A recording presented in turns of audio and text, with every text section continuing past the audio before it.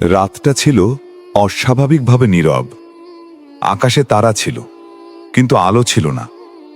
হালকা বাতাসে গাছের পাতা নড়ছিল, ঠিক যেন কেউ খুব আস্তে কাঁদছে, কিন্তু শব্দ করছে না। গ্রামের একেবারে শেষ মাথায় একটা পুরনো মাটির ঘরের ভেতরে চুপচাপ বসেছিল একজন মানুষ। নাম তার ইলিয়াস। এই গ্রামে সবাই তাকে চিনত, কিন্তু কেউ জানত না সে আসলে কে। সে কথা কম বলতো, আর বললেও চোখ নামিয়ে রাখত। লোকজন বলতো, লোকটা ভালো, কিন্তু ভারী অদ্ভুত। ইলিয়াসের সামনে তখন একটা ছোট কাঠের বাক্স।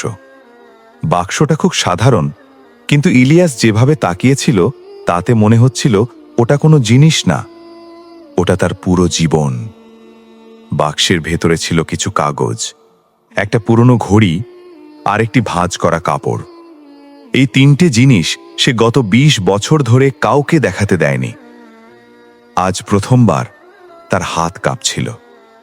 সে জানত আজকের রাতটা পার হলে আর কিছুই আগের মতো থাকবে না। বাইরে হঠাৎ দূর থেকে আজানের শব্দ ভেসে এলো। এশার আজান। ইলিয়াস চোখ বন্ধ করল। অনেক বছর আগে এই আজানই তার জীবন বদলে দিয়েছিল।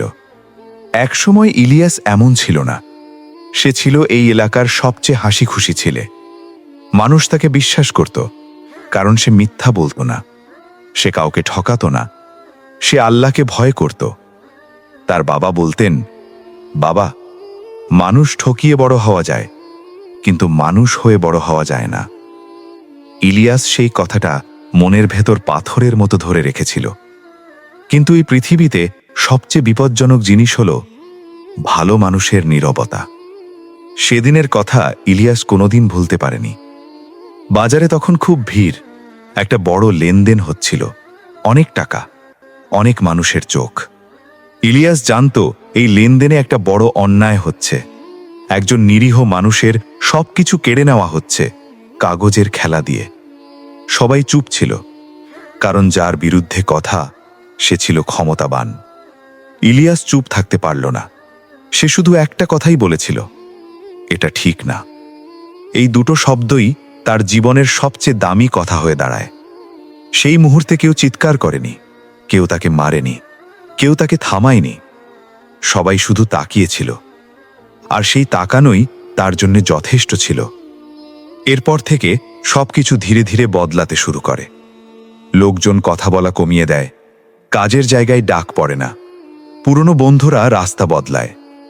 ইলিয়াস বুঝতে পারে সে একা হয়ে যাচ্ছে, কিন্তু সে তখনও জানত না এই একাকিত্ব একদিন তাকে এমন জায়গায় নিয়ে যাবে যেখান থেকে ফিরে আসা যায় না। সেই রাতেই ইলিয়াস প্রথমবার নিজেকে প্রশ্ন করেছিল, আমি কি ভুল করেছি? কোনো উত্তর আসেনি, শুধু নীরবতা। আর নীরবতার মাঝেই সে সিদ্ধান্ত নিয়েছিল আর কখনো কারো সামনে নিজের সত্যটা খুলে বলবে না। আজ ২০ বছর পর এই একই নীরবতার ভেতর বসে ইলিয়াস সেই কাঠের বাক্সের দিকে তাকিয়ে আছে। তার চোখে ভয় নেই, আছে একরাশ ক্লান্তি। সে জানে যে সত্য একদিন সে লুকিয়েছিল, আজ সেই সত্যই তার দরজায় এসে দাঁড়িয়েছে। দরজার বাইরে কারোর পায়ের শব্দ শোনা যাচ্ছে। ইলিয়াস ধীরে উঠে দাঁড়ায়, আর ঠিক তখনই বাতিটা নিভে যায়। বাতি নিভে যাওয়ার পর ঘরটা আরো ছোট মনে হলো। অন্ধকারে ইলিয়াসের নিজের শ্বাসের শব্দটাই তার কাছে সবচেয়ে জোরে লাগছিল। দরজার বাইরে পায়ের শব্দ থেমে যায়। কেউ যেন দাঁড়িয়ে আছে, নড়ছে না, কথা বলছে না। ইলিয়াস জানত এই নীরবতা কাকতালীয় না। সে ধীরে ধীরে দরজার দিকে এগোয়, হাত বাড়িয়ে খোলা দরজায় স্পর্শ করে। কাঠটা ঠান্ডা। এক মুহূর্তের জন্য তার মাথার ভেতর ২০ বছর আগের একটা ছবি ভেসে ওঠে। একই রকম রাত, একই রকম অন্ধকার, আর একই রকম ভয়। সে দরজা খুলে দেয়। বাইরে দাঁড়িয়ে আছে একজন যুবক। চেহারায় ক্লান্তি, চোখে অদ্ভুত দৃঢ়তা। মুখটা ইলিয়াসের পরিচিত মনে হয়, কিন্তু ঠিক চিনতে পারে না। যুবকটা নিচু গলায় বলে, আপনি কি ইলিয়াস? এই নামটা কেউ অনেক বছর ধরে এইভাবে উচ্চারণ করেনি। ইলিয়াস মাথা নাড়ে। যুবকটা গভীর নিঃশ্বাস নেয়, তারপর বলে, আমার বাবার নাম ছিল রফিক। এই নামটা শুনে ইলিয়াসের বুকের ভেতর কিছু একটা ভেঙে যায়। রফিক, যে মানুষটার জন্য সে একদিন এটা ঠিক না বলেছিল, যে মানুষটা সব হারিয়েছিল, আর যে মানুষটা কিছুদিন পর এই গ্রাম ছেড়ে চলে গিয়েছিল। ইলিয়াস কিছু বলতে পারে না। যুবকটা আবার বলে, আমার বাবা মারা যাওয়ার আগে আপনার নাম বলেছিলেন। এই কথাটা ইলিয়াসের জন্য প্রস্তুত ছিল না। দুজন ভেতরে এসে বসে। আলো জ্বলে না, চাঁদের আলোতেই কথা হয়। যুবকটা বলে, বাবা বলতেন এই গ্রামে একজন মানুষ ছিল যে সত্যের পক্ষে দাঁড়িয়েছিল, আর সেই একটাই মানুষ তার জীবনটা নষ্ট করে দিয়েছিল। ইলিয়াস চোখ নামিয়ে রাখে। সে জানত ভালো কাজের ফল সবসময় ভালোভাবে আসে না। যুবকটা পকেট থেকে একটা ভাঁজ করা কাগজ বের করে, খুব পুরনো। সে কাগজটা ইলিয়াসের সামনে রাখে। ইলিয়াস কাগজটা খুলে দেখে। ভেতরে নিজের হাতের লেখা একটা সাক্ষ্যপত্র, যেটা সে কোনোদিন জমা দেয়নি, যেটা দিলে সেদিন সব অন্যায় থেমে যেতে পারত। তার হাত কেঁপে ওঠে। যুবকটা বলে, বাবা বলেছিলেন আপনি ভয় পেয়েছিলেন, আর সেই ভয়টা তিনি বুঝতে পেরেছিলেন। এই কথাটা ইলিয়াসকে ভেঙে দেয়। সে প্রথমবার নিজেকে ক্ষমা করতে চায়, কিন্তু পারে না। বাইরে হালকা বৃষ্টি শুরু হয়, মাটির গন্ধ ভেসে আসে। যুবকটা ধীরে বলে, আমি আজ এখানে এসেছি কারণ আবার একই রকম একটা অন্যায় ঘটতে যাচ্ছে, আর এবারও সবাই চুপ। ইলিয়াস চুপচাপ শোনে।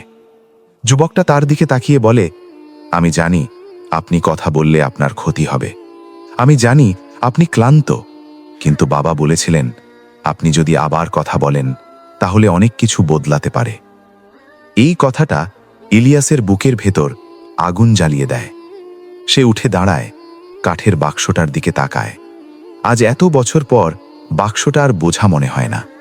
সে জানে যে সত্য সে একদিন লুকিয়েছিল, সেই সত্যই আজ তার কাছে ফিরে এসেছে, আর এবার আর পালানোর জায়গা নেই। ইলিয়াস ধীরে করে বলে, কাল সকালে আমি যাব। যুবকটা কিছু বলে না, শুধু মাথা নিচু করে। বাইরে বৃষ্টি জোরে পড়তে থাকে, ঠিক যেন আকাশও নিজের কথা বলতে চাইছে। আর ইলিয়াস বুঝতে পারে এবার যা হবে তার শুধু তার একার গল্প না। সকালটা অস্বাভাবিকভাবে শান্ত ছিল।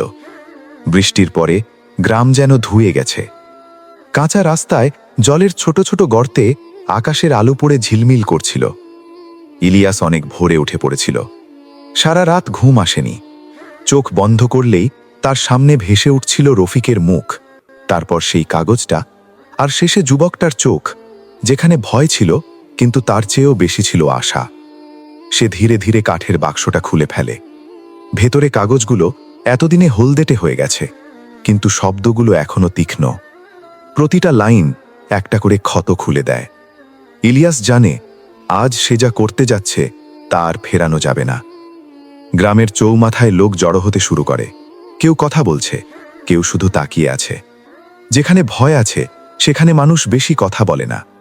ইলিয়াস ভিড়ের ভেতর ঢোকে। কেউ তাকে চিনে ফেলে, কেউ মুখ ফিরিয়ে নেয়। একজন ফিসফিস করে বলে, ও তো সেই লোক। এই কথাটা ইলিয়াস স্পষ্ট শুনতে পায়। তার বুক ধক করে ওঠে, কিন্তু পা থামে না।